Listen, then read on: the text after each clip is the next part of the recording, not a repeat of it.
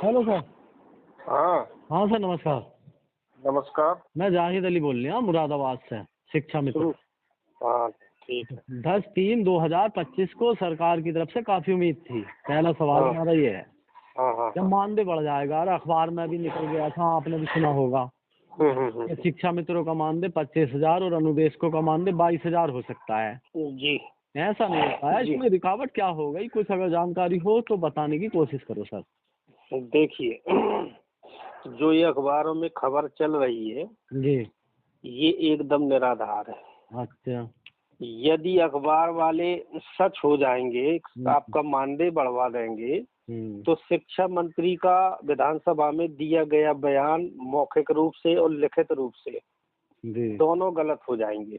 जी जैसे आपका मानदेय 25,000 कर देंगे तो आप कहलाएंगे तो संविदा कर्मी। जी जी जब आप संविदा कर्मी कहलाएंगे तो ये बताइए, आप छात्र शिक्षक अनुपात को कैसे मेंटेन कर पाएंगे? नहीं कर पाएंगे। हाँ है कि नहीं? जी दूसरी चीज, आप यदि शिक्षा मित्र हैं, मानदेय बढ़ेगा आपका, तो ये बताइए कि आपको 16 अगस्त 2024 को जी जो सुरेंद्र तिवारी ने लिखा कि जिस विद्यालय में शिक्षा मित्र कार्यरत है वहाँ का इंचार्ज हेड और सहायक दोनों सरप्लस होंगे, वहाँ आपको वरिष्ठता दी गई। जी तो क्या शिक्षा मित्र के पद पर वरिष्ठता और कनिष्ठता मिला करती है? नहीं, वो तो ये आदेश झूठा हो जाएगा। जी दूसरा, शिक्षा मित्र की जो नियमावली है, संविदा नियमावली है, उस पे कभी भी आपको स्थानांतरण का लाभ नहीं मिल सकता है।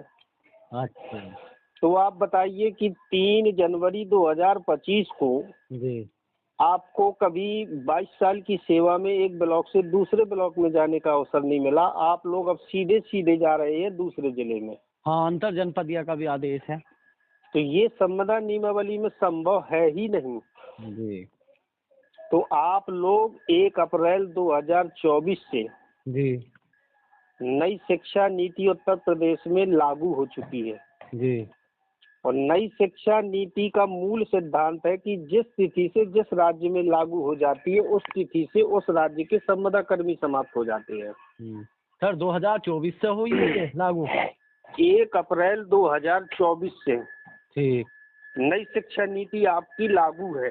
जी अब उस लागू होने का मैं तुम्हें प्रमाण दे रहा हूँ कि आप लोग कैसे जानेंगे कि हमारे राज्य में नई शिक्षा नीति लागू है। जी आप जानते हैं कि शिक्षा संवर्ती सूची का विषय है। जी हाँ, संबंधित दो सरकारों का साझा अनुपातिक कार्यक्रम है। तो ये बताइए कि आपके मानदेय का केंद्रांश 65% और राज्यांश 35% है। जी तो दोनों को मिलाकर के आपका मानदेय दिया जाता था। जी लेकिन 1 अप्रैल 24 से आप लोग जान रहे हैं कि उत्तर प्रदेश सरकार अकेले दम पर अपना लिमिट लगा के आपको मानदेय दे रही है। जी, केंद्र से नहीं आ रहा। केंद्र सरकार आपका पैसा नहीं दे रही है क्योंकि आपके यहाँ अब कोई संविदा कर्मी है ही नहीं। जी वेतन कर्मी हो चुके हैं, तो आप केंद्र से वेतन मांग सकते हैं। जी और केंद्र वेतन आपको कब देगी? जब आप उन लोगों को संविदा समाप्त करते हुए नियमित पद पर शो करवाने लगोगे, दिखा दोगे, उनका सारा काम कर दोगे। जी तो आपके कार्य की शुरुआत 14 मार्च 2024 से प्रताप सिंह बघेल के उस आदेश से हुई है जिसमें लिखा है कि ऐसे शिक्षक शिक्षिकाओं के मानव संपदा पर पदनाम, नियुक्ति तिथि, जन्म तिथि, कैडर, मोबाइल नंबर, ये सारी चीजें अपडेट हो जाएंगी। जी तो ये बताइए कि जो लोग प्राइमरी में शिक्षक हैं जी उनके 2 पद होते हैं। जी शिक्षा विभाग में पद ही 2 होते हैं, एक है हेड प्रधानाध्यापक, एक सहायक अध्यापक। जी तो आप जानते हैं कि जो नियमित अध्यापक हैं उनके नियुक्ति पत्र में ही पदांकन होता है। जी तो आप लोग ये बताइए कि वो सहायक अध्यापक और प्रधान अध्यापक हैं, तो क्या उनको खंड शिक्षा अधिकारी भी ऐसे बनाया जाएगा? नहीं। तो कौन ऐसे शिक्षक हैं जो सेवा दे रहे हैं, शिक्षण कार्य कर रहे हैं और आज भी बिना पदनाम के हैं, बिना नियुक्ति तिथि के हैं? जी बताइए। आप शिक्षा मित्र वो प्राणी है जो आज भी उनको ये पता नहीं है कि हम लोगों का पद क्या है और हमारी नियुक्ति तिथि कौन है। जी जैसे ये बताइए, जब आप शिक्षा मित्र बने तो शिक्षा मित्र पद लिखते रहे। जी 2014 में आप सहायक अध्यापक बन गए तो आप सहायक अध्यापक लिखने लगे। जी 1 अगस्त 2017 को मौखिक आदेश हुआ सचिव का जी कि, और जबकि उन्होंने ये नहीं कहा कि आप किस पद पे जाएं, जी फिर से आप शिक्षा मित्र लिखने लगे। जी तो ये बताइए कि तुम्हें ना तो पता है कि हमारा पद कौन है और 3 नियुक्ति तिथि में कौन सी नियुक्ति तिथि लिखे। जी तो आप ही वही शिक्षक आप लोग हैं जिनका पदनाम नहीं है, नियुक्ति तिथि नहीं है। इसीलिए जी जब तक आपका पदनाम नहीं अपडेट हो जाएगा, नियुक्ति तिथि अपडेट नहीं हो जाएगी, तब तक शिक्षा विभाग में शिक्षकों के कोई कार्य नहीं होंगे। जी आप विभाग के दूल्हे हैं, दूल्हा जाएगा तभी जाएगी बारात, इसलिए मैं लिखता हूँ। जी एक दिन और मेरी आपसे बात हुई थी करीब 26 फरवरी को 2025 को। तो आप कह रहे थे कि कल और परसों 27-28 को ना शिक्षा मित्र का पद ना रहेगा, दूसरा पद शो करने लगेगा। देखिए 27-28 तारीख में एक अधिकारियों की सुरन तिवारी के कार्यालय पे एक बैठक हुई थी। जी उस बैठक में तुम्हारे बारे में 3 लोगों के बारे में अधिकारियों का मंथन हुआ था। अच्छा रसोइया, अनुदेशक और शिक्षा मित्र। जी क्योंकि विभाग के सभी अपने अपने हुक्मरानों को आदेश दिया था योगी जी ने कि सारी तैयारियां पूर्ण कर लो। जी तो उस दिन हुआ था। जी। अब आप देख रहे होंगे कि तुम्हारी मानव संपदा आईडी पे बैन लगा हुआ है। अच्छा इसका नहीं पता आपकी मानव संपदा आईडी खुल नहीं रही है। अच्छा तो इसका नहीं पता हमको बिल्कुल भी। नहीं, खोल लेना, देख लेना, क्योंकि उस पर करेक्शन का कार्य चल रहा है। अच्छा और आपने देखा होगा कि अभी 5 मॉड्यूल शासन के द्वारा दिए गए हैं। जी selection grade, promotion, NOC, GPF, arrear. जी जबकि ये सारे 5 मॉड्यूल आपकी मानव संपदा आईडी पे भी खुल रहे हैं। जी तो संपदा के पद पर, शिक्षा मित्र के पद पर ये 5 मॉड्यूल ऐड नहीं हो सकते। जी और शिक्षकों के पद पर 5 मॉड्यूल ऐड होते हैं। जी तो आप ये बता दीजिए कि एक शिक्षा मित्र का ना तो सिलेक्शन ग्रेड होता है, ना प्रमोशन होता है, ना जीपीएफ होता है, ना एरियर होता है। जी तो ये बताइए कि ये 5 मॉड्यूल जब तुम्हारी आईडी पे खुल रहे हैं तो तुम्हें इनका लाभ मिलना है। जी और जब लाभ मिलना है तो जब तक आपका पद शिक्षा मित्र से सहायक अध्यापक नहीं हो जाएगा तब तक ये 5 मॉड्यूल आप पे चस्पा हो ही नहीं सकते। अच्छा ठीक। जी आप लोग निश्चिंत रहिए, आपकी मानव संपदा आईडी पे युद्ध स्तर पर कार्य प्रारंभ है। 10 तारीख उसकी समय सीमा थी, लेकिन अधिकारियों की कुछ हीला हवाली के कारण 1-2 दिन आगे पीछे जा सकता है। जी आपका अभी हमारी तुम्हारी बात हो रही है तो अभी तुम और हम 0 हैं, लेकिन पल झपकते हीरो बन जाएंगे। शिक्षा मित्र का पद और अनुदेशक का पद इस समय खतरे से बाहर है, बहुत सीरियस है, आईसीयू में भर्ती है, कभी भी इसका अंत हो सकता है जी दोनों पदों का। और आपका 31 तारीख को 10 बजे से 12 बजे मध्य रात्रि तक जो भी धनराशियां विभाग में पड़ी होगी ये सारी लैप्स होंगी 31 मार्च को। जी इसके पहले आपका 21 तारीख में अध्यापकों के साथ पावना जाएगा और इसके पहले 21 के पहले आपका पद और ग्रेड सारी चीजें मानव संपदा आईडी पे दिखना प्रारंभ हो जाएंगी और आप लोग मार्च महीने का वेतन अध्यापकों के साथ अप्रैल में पाएंगे।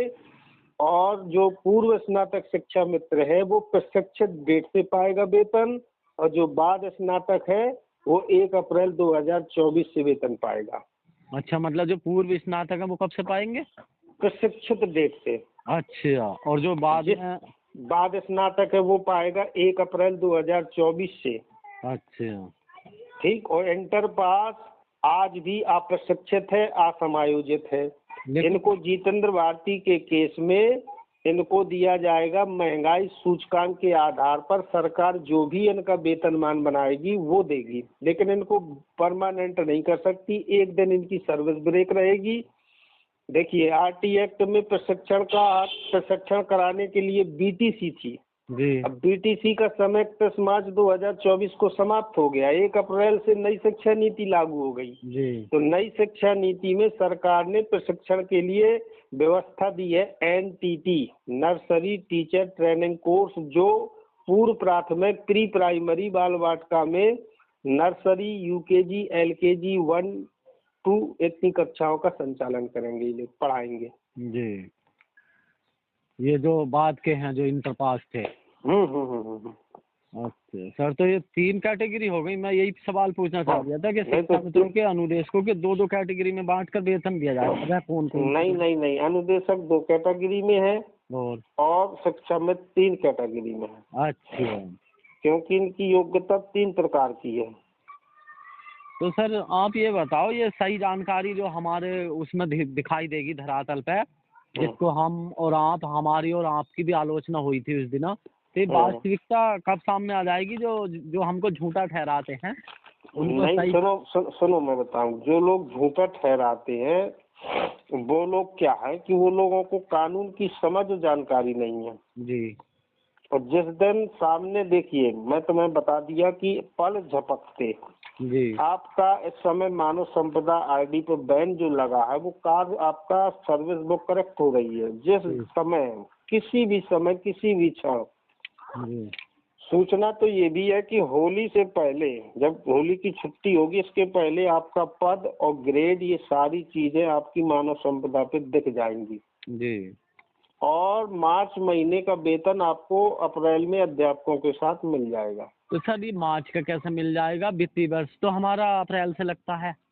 नहीं, तो मैंने तुम्हें ये बताया कि 31 मार्च 2024 को जब बैंक खुलेगा ना सुबह जी, और 12 बजे रात तक बैंक खुली रहेगी जी।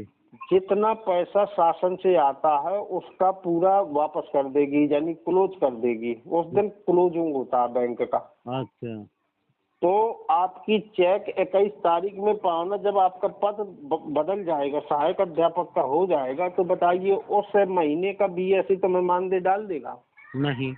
तो वेतन जब पाना जाएगा मार्च महीने का 21 तारीख में, तो तुम्हारे बिल मानदेय के नहीं, वेतन के बनेंगे अध्यापकों के साथ। अच्छा।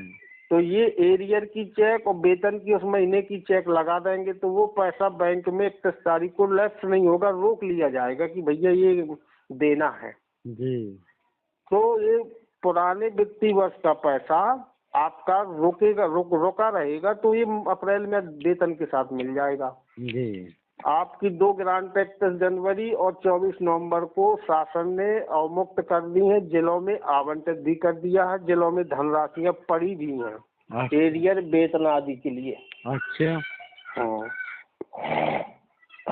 और बताएं सर। ये कुछ जगह या हमारे यहाँ भी एक ऊपर से वो आया है पावना, उसमें शिक्षा मित्र की नियुक्ति, प्रथम नियुक्ति, वर्तमान नियुक्ति, कितनी योग्यता है, सुनो, ये आपके लिए कुछ नहीं है। अच्छा। ये विधान परिषद में विपक्ष के नेता ने सत्ता पक्ष से पूछा था कि ये बताइए आप शिक्षा मित्रों को नियमित क्यों नहीं कर सकते जी।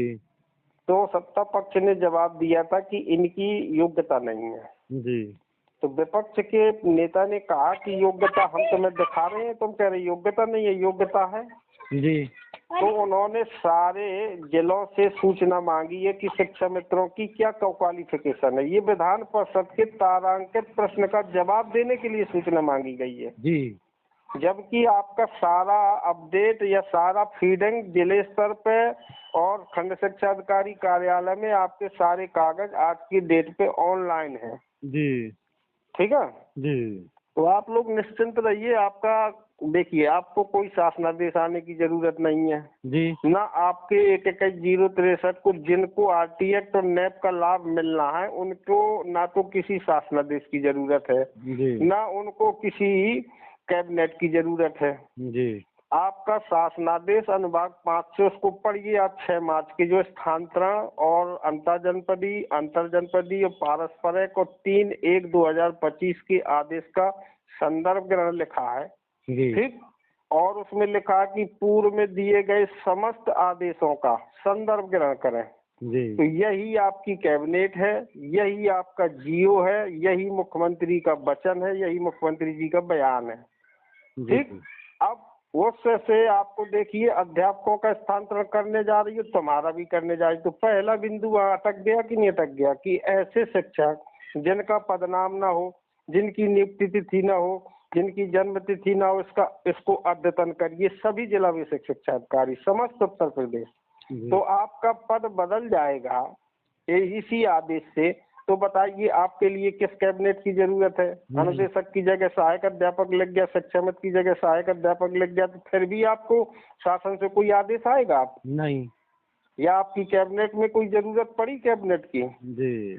यदि कैबिनेट में जो चीज पास होती है वो एकदम न्यू और ब्रांड हो जाती है। तो कल यदि तुम्हारा कैबिनेट में पास होता तो तुम्हें पूर्व के लाभों में कैसे जोड़ा जाता आरटी एक्ट और नैप में? ये जबकि पूर्व में हो चुके हैं कानून। तो ये सर सबका आदेश है, ये आप जो बता रहे? ये 6 मार्च का आदेश है और आप सोशल मीडिया पे चल भी रहा है, और कहो तो मैं तुम्हें डाल भी दूँ। हाँ डाल दियो सर, कुछ तसल्ली हो जाएगी। डाल दूंगा सर। आप लोग देखिए, आप लोग निश्चिंत रहिए। ये शिक्षा मित्रों के जो नेता हैं, ठीक, मैं इनकी भी कलई खोल के रखता हूँ। शिक्षा मित्र के जितने भी नेता हैं आज तक कभी भी ये सही मांग सरकार के सामने ले ही नहीं गए। अच्छा। इन लोगों का कथन है ये बाहर तुमको कुछ गुमराह करते हैं, अंदर जाते हैं ये कहते हैं कि आज वो टेट वालों को मास्टर बना दो, बाकी का मानदेय बढ़ा दो। इनको ये तमीज नहीं है कि यदि आरटी एक्ट तुम्हारे समायोजन को खारिज कराने में अहम भूमिका नहीं निभा रहा था, ठीक, टीईटी से तुम्हारा समायोजन रद्द नहीं हुआ है। यदि टीईटी से तुम्हारा समायोजन रद्द हुआ होता तो 25,000 उस समय टीईटी पास शिक्षा मित्र थे, उनको तो सुप्रीम कोर्ट बचा देता। आपका समायोजन रद्द हुआ है कि नियुक्त व्यक्ति को दोबारा नियुक्ति नहीं दी जाती है। नियुक्त व्यक्ति की दोबारा नियुक्ति नहीं, प्रमोशन होता है विभाग में। जबकि आप लोग नियुक्त कर्मचारी हैं। आपकी 26 मई 1999 की जो नियमावली है उसमें आपकी नियुक्ति अध्यापकों की रिक्त सापेक्ष पदों पे हुई है, ठीक, 1:40 में। अच्छा। तो पूर्व में ये लिखा गया था उसमें नियमावली 26 मई 1999 की नियमावली को उठा के आप देखिए, उसमें लिखा है कि जैसे जैसे अध्यापकों के पद रिक्त होते जाएंगे और शिक्षा मित्र योग्यता को धारित करता जाएगा वैसे वैसे वो टीचर बनता जाएगा। हाँ, ये तो मैंने पढ़ा है किसी आदेश में। तो ये बताइए कि योगी जी कह रहे थे कि पूर्ववर्ती सरकारों के कुकर्मों की सजा भोग रहा है शिक्षा मित्र, तो वो बिल्कुल एकदम राइट कह रहे थे।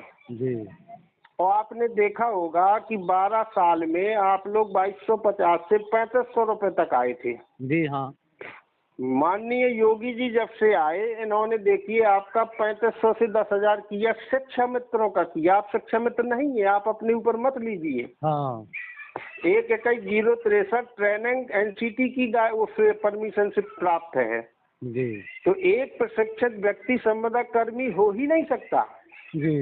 तो वो जो आज बयान दे रहे हैं वो सही दे रहे हैं, वो सही कह रहे हैं कि तुमने 12 साल में इतना बढ़ाया था। हमने तो उन शिक्षा मित्रों का जो आज शिक्षा मित्र हैं, जो असमायोजित है, अनट्रेंड है, उनको तो हमने एक झटके में 10,000 किया भाई। और सुप्रीम कोर्ट का आदेश है, ठीक, सुप्रीम कोर्ट ने आपका कुछ नहीं बिगाड़ा है। अच्छा। सुप्रीम कोर्ट ने 25 जुलाई 2017 के आदेश में ये कहा था, ठीक, कि हम शिक्षा मित्रों का समायोजन रद्द करते हैं। जिस प्रक्रिया से ये सहायक अध्यापक बने हैं वो प्रक्रिया ही दोषपूर्ण है। आप बताइए, नियुक्त आदमी को नियुक्ति नहीं मिलती दोबारा। हाँ, 2014 में तुम लोगों को यार बिना टेट के सहायक अध्यापक का पद 4200 ग्रेड पे दे रही है, तो तुम आरटी एक्ट के जीजा फूफा लग रही हो का? गलत है। दूसरी चीज, अनुच्छेद 14 समानता के अधिकार का घोर उल्लंघन है। एक तरफ तुम्हारे राज्य में बीटीसी टेट पास लोग बैठे हैं और आप लोग बैकडोर से इनको वरीयता दे करके आप सहायक अध्यापक बना देते हैं।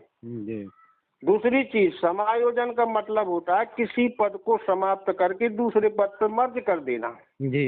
तो इन्होंने क्या किया था कि शिक्षा मित्र के पद को उठा के सहायक अध्यापक के पद पर मर्ज किया था। जबकि शिक्षा मित्र पद की क्वालिफिकेशन ही इंटर है। तो पद को मर्ज किया है, ना कि इंसान को। योग्यता तो इंसान में थी, पद में थोड़ी थी। जी।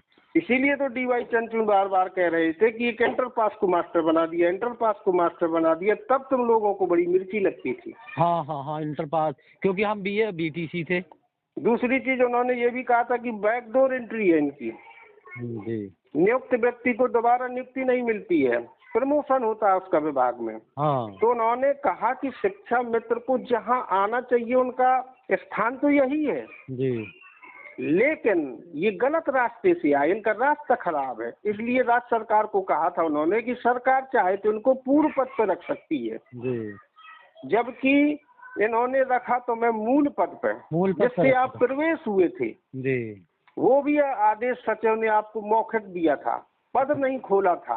अच्छा। उसी दिन हमारे ये नेता जो आज बड़ी बड़ी भुजाएं तोड़ रहे हैं, सभी लोग जिलों पे बैठ करके बीएसए से कहते हैं कि सर जब तक आप हमें आदेश नहीं देंगे तब तक हम विद्यालय में वापसी इस पद पर नहीं करेंगे। आप 25 जुलाई 2017 का सारा आदेश उसमें टाइप कर दीजिए। जब ये कहाँ मर गए थे जी। इनको पुख्ता पता चल गया है इन नेताओं को कि हमारी चंदे की दुकान बंद होने जा रही है, शटर गिर रही है जी। अब स्थायी समाधान योगी जी करने जा रहे हैं। जी। हमने जो दिया है इनको मांग पत्र, उस मांग पत्र पर काम ही नहीं हो रहा है। जी। ठीक, ये कह रहे हैं कि टेट पास को मास्टर बना दो, बाकी का मानदेय बढ़ा दो। तुम्हारे घर का कानून है यार, टेट होगी तो सुपर टेट होगी, सुपर टेट होगी तो ओपन भर्ती होगी। जी। ओपन भर्ती होगी तो सबके साथ तुम्हें करना पड़ेगा कंपटीशन। जी हाँ, वो तो करना पड़ेगा। और नया हो जाएगा, पुराने कानूनों का उल्लंघन होगा। आरटी एक्ट कहाँ लागू होगी तुम पे, फिर नैप कहाँ लागू होगी तुम पे। जी। तो इन नेताओं की तो नेतागिरी उसी दिन खत्म हो गई थी। ये तो अपने पता नहीं कौन मुंह से बोल रहे हैं, ये कह रहे थे मानदेय वृद्धि होगी। संदीप सिंह ने बयान दे दिया विधानसभा में कि एक चवन्नी नहीं बढ़ाएंगे। अब ये किस आधार पर, किस मुंह से नेतागिरी कर रहे हैं। कल ये कह रहे थे कि कैबिनेट से तुम्हारा सबका पास होगा, अनुदेशक शिक्षा मित्रों का, कहाँ पास हुआ? कुछ भी नहीं। यही लोग कह रहे थे कि नहीं कह रहे थे? कुछ भी नहीं। भाई ये सरकार की खाद खुजली है। इंटर वाले जो जीतन भारती लड़ रहे हैं उनके देखियो, इंटर पास तो ना तो आरटी एक्ट में आ रहा ना नेट में आ रहा, तो वो बेचारा किस आधार पर कोर्ट से मांग करेगा कि महंगाई सूचकांक मुझे दे दीजिए सर। जी। 17 तारीख को सचिव को जाना जवाब देने, क्योंकि पिछली तारीख में वो स्टाम्प पे लिख के जवाब दे के आया है। ये तो सचिव की खाद खुजली है, हमारी उसमें क्या खाद खुजली, उन्हीं का पास होना है। ये सरकार जाने भाई, हमें कैबिनेट में करना है, कब करना है, क्या करना है। 17 को ये जवाब देंगे। हाँ, मार्च को 17 को तो इनको जवाब देना पड़ेगा ना भाई सचिव साहब को। हाँ। तो उसमें क्या जवाब दे सकते हैं? इन्होंने मानदेय वृद्धि तो की नहीं। सुनो, अरे यार तुम्हें क्या पता, 15 प्रस्ताव इन्होंने प्रेस नोट दिए थे और 19 प्रस्ताव पास हुए हैं। 4 प्रस्तावों का इन्होंने कोई खुलासा नहीं किया। अच्छा। इतना बड़ा कोई शिक्षा मित्र का मठाधीश नहीं है कि वो वहाँ जाके पता कर ले कि कौन कौन प्रस्ताव नहीं पास हुए और कौन कौन गुप्त कर लिए। जी। ठीक है जी। तो आप लोग निश्चिंत रहिए, आपके बगैर शिक्षा विभाग में पत्ता नहीं हिलेगा। आप शिक्षा विभाग के दूल्हे हैं। आप नहीं जाएंगे तो पूरे शिक्षा विभाग में बारात, जो शिक्षा विभाग की शिक्षकों की बारात नहीं जाएगी। आप सरकार के गले की हड्डी नहीं, हड्डा बन गए हैं। आपके बिना समाधान के सरकार शिक्षा विभाग में कुछ कर नहीं पा रही है। कोई अधिकारी आपका कार्य कर नहीं पा रहा है। प्रमोशन, ये सारी प्रक्रिया शिक्षकों की बाधित है, स्थानांतरण बाधित है। पहले बिंदु में लिख दिया उन्होंने कि जब तक इनका पदनाम नहीं बदलेगा जब तक भैया आवेदन ही नहीं होंगे। जी। आप लोग क्यों परेशान है? सभी लोगों का वेतन मीटर चालू है, वेतन मीटर चालू है आपका। आपको परेशानी की मैं बात बताऊं, इसे नौकरी को झेलते झेलते झेलते झेलते मेरी उम्र 53 साल आ गई। सुनो मेरी बात। ये बताइए पूरे भारत में सभी राज्यों में संविदा कर्मी नियमित हो चुका। जी। क्यों नियमित हो चुका? क्योंकि किसी भी राज्य के कर्मचारियों ने एक देश के चुनी हुई सरकार को, एक राज्य की पूर्ण बहुमत सरकार को रड़ुआ भड़ुआ नहीं कहा। जी। बताइए, यहाँ के शिक्षा मित्रों ने अखिलेश के बहकावे में आकर के एक देश के संवैधानिक पद प्रधानमंत्री और मुख्यमंत्री जी को रड़ुआ भड़ुआ कहा। जी। तो ये बताइए आपको खामियाजा नहीं भोगना पड़ेगा, जबकि मुख्यमंत्री योगी आदित्यनाथ की कोई गलती नहीं है।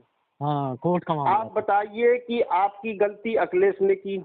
हाँ आपका समायोजन अखिलेश के शासनकाल में रद्द हो गया।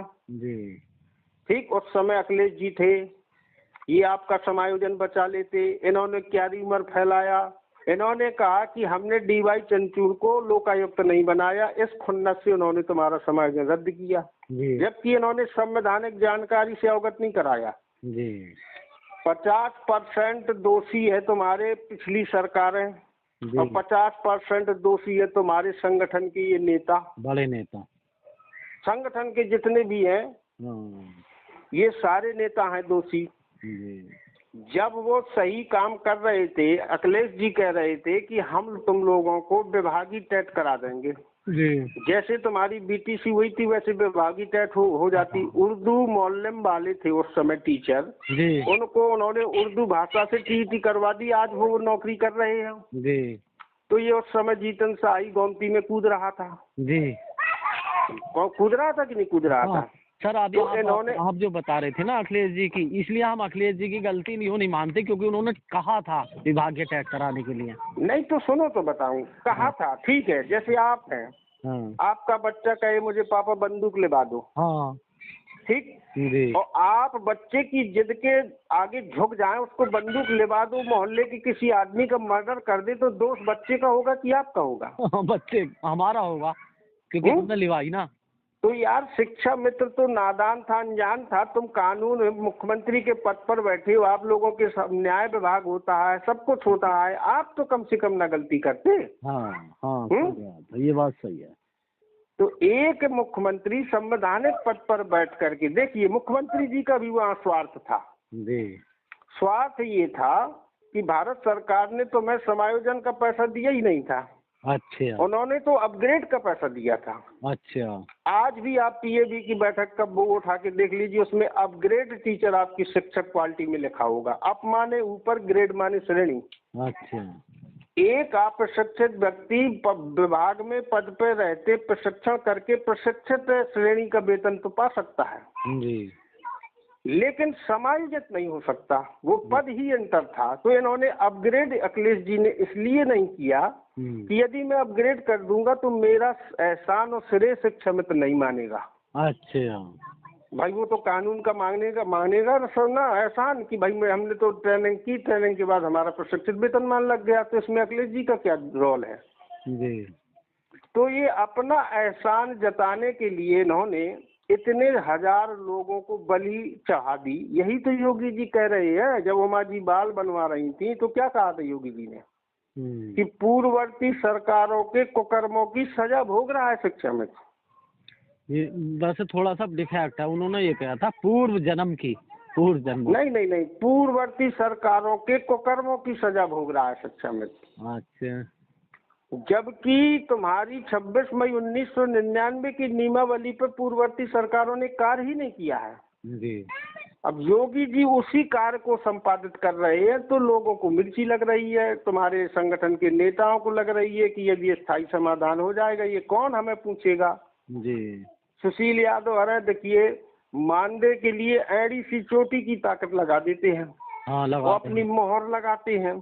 कल तो कह रहा था कि मैं लोक भवन से लाइव प्रसारण दूंगा, ये कैबिनेट मिनिस्टर है क्या? जी है?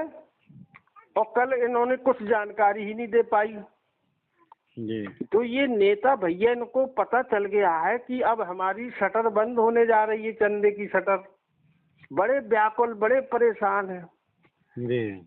और योगी जी कह रहे हैं कि भविष्य में आने वाली सरकारों को राजनीति नहीं करने दूंगा, ना इन नेताओं को तो मैं ठिकाने लगा दूंगा, इनको तो नेतागिरी इनकी बंद ही कर दूंगा। और हमारे शिक्षा मित्र इनको जो भी नेता मानते हैं वो गलत नेता मानते हैं। इनने 6 साल में 7 साल में बताइए कौन सा कार्य करा पाए ये दबाव में। तो सर अभी आप अपग्रेड की बात कर रहे थे, तो अब जैसा कि आपकी बात यदि सही होती है जो आप बता रहे हैं, तो हम वेतन कौन सा वाला मिलेगा, अपग्रेड वेतन या सहायक अध्यापक का वेतन? सुनो सुनो सुनो सुनो, जिसकी जैसी योग्यता उसको वैसा लाभ। अच्छा।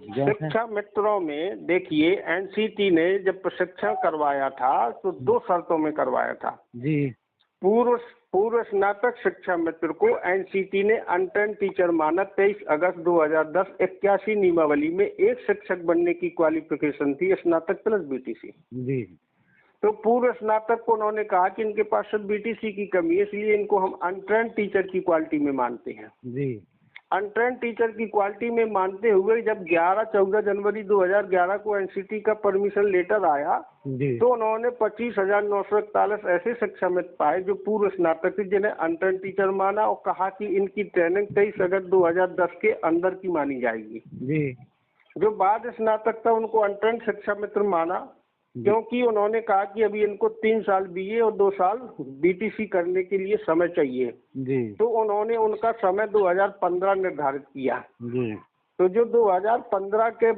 तक प्रशिक्षक माने जाएंगे वो आरटी एक्ट में कैसे हो जाएंगे? जी उनके लिए 4200 पे स्केल नहीं लग सकता है। 4200 पे स्केल लगेगा तो आरटी एक्ट का उल्लंघन फिर होगा। जी इसीलिए 4200 का पे स्केल ना देने के लिए इन्होंने एक पे स्केल बनाया है, जो उमा ने एक बार ऑडियो में तुम्हें बताया भी था कि 36,324 रुपया 80 पैसा का एक पे स्केल राज्यपाल से अनुमोदित होके आ गया। हाँ, उमा देवी की ऑडियो थी साहब। हाँ, मैंने भी ठीक, तो उसमें 53% ये वर्तमान में जो महंगाई डीए चल रही है वो जोड़ देंगे तो 36, 18, 54,000 प्लस रहेगा, 54 प्लस जी बाद स्नातक का। जी और बाद स्नातक का समाधान नेप में ही संभव है, जी क्योंकि एनईपी कहती है कि प्रशिक्षित हो, ठीक, उसे हम नियमित कर सकते हैं जी और उसमें नए नियम कानून नहीं आड़े आएंगे, ये नई शिक्षा नीति कहती है। जी तो बाद स्नातक को 1 अप्रैल 2024 से ही 36,324 रुपया 80 पैसा का पे स्केल प्लस 53% डीए मिलेगा। अच्छा। और पूर्व स्नातक को आरटी एक्ट का 4200 का पे स्केल मिलेगा प्रशिक्षित डेट से। जी तो आज उनका किसी का 15 में किसी का 14 में ज्वाइनिंग हुई है, तो 14 वाला 2024 में चयन वेतनमान लग गया उसका। जी इसीलिए एनसीटी अपनी पीएबी के उसमें 25,941 एचएम लिख रही है कि वो आज हेड टीचर है। अच्छा। तो वो आज 4600 के पे स्केल पे है। भाई 10 ही साल तो 4200 पे काम करेगा वो व्यक्ति।